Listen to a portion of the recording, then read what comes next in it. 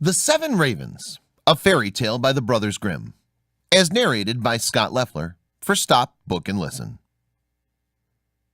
There was once a man who had 7 sons, and still he had no daughter, however much he wished for one.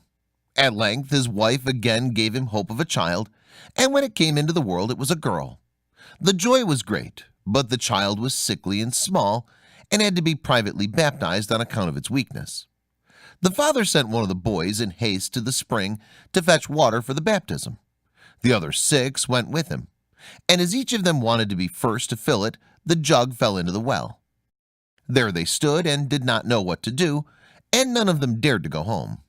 As they still did not return, the father grew impatient and said, "They have certainly forgotten it for some game, the wicked boys." He became afraid that the girl would have to die without being baptized, and in his anger cried, "I wish the boys were all turned into ravens." Hardly was the word spoken before he heard a whirring of wings over his head in the air, looked up, and saw 7 coal-black ravens flying away. The parents could not recall the curse, and however sad they were at the loss of their 7 sons, they still, to some extent, comforted themselves with their dear little daughter, who soon grew strong, and every day became more beautiful. For a long time she did not know that she had had brothers, for her parents were careful not to mention them before her. But one day she accidentally heard some people saying of herself that the girl was certainly beautiful, but that in reality she was to blame for the misfortune which had befallen her 7 brothers. Then she was much troubled, and went to her father and mother and asked if it was true that she had had brothers, and what had become of them. The parents now dared keep the secret no longer, but said that what had befallen her brothers was the will of heaven, and that her birth had only been the innocent cause. But the maiden laid it to heart daily, and thought she must deliver her brothers. She had no rest or peace until she set out secretly, and went forth into the wide world to trace out her brothers and set them free, let it cost what it might. She took nothing with her but a little ring belonging to her parents as a keepsake, a loaf of bread against hunger, a little pitcher of water against thirst, and a little chair as a provision against weariness. And now she went continually onwards, far, far to the very end of the world. Then she came to the sun, but it was too hot and terrible, and devoured little children.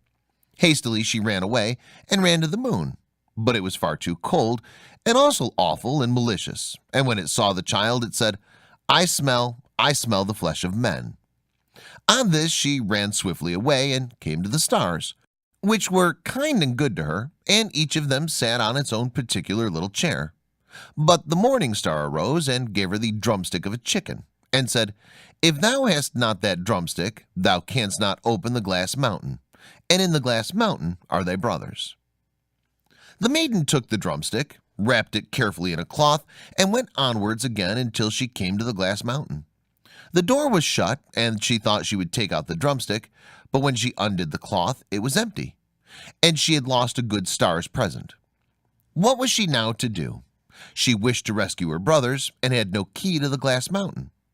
The good sister took a knife, cut off one of her little fingers, put it in the door, and succeeded in opening it.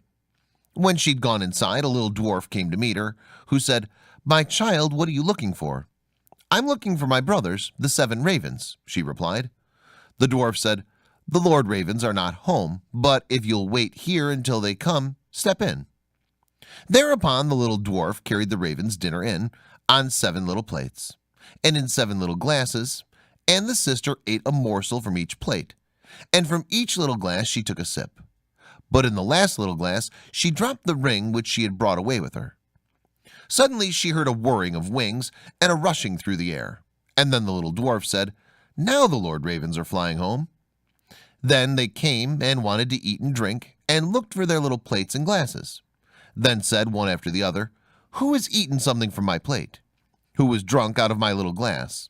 It was a human mouth. And when the 7th came to the bottom of the glass, the ring rolled against his mouth. Then he looked at it and saw that it was a ring belonging to his father and mother, and said, "God grant that our sister may be here, and then we shall be free." When the maiden, who was standing behind the door watching, heard that wish, she came forth, and on this all the ravens were restored to their human form again, and they embraced and kissed each other and went joyfully home.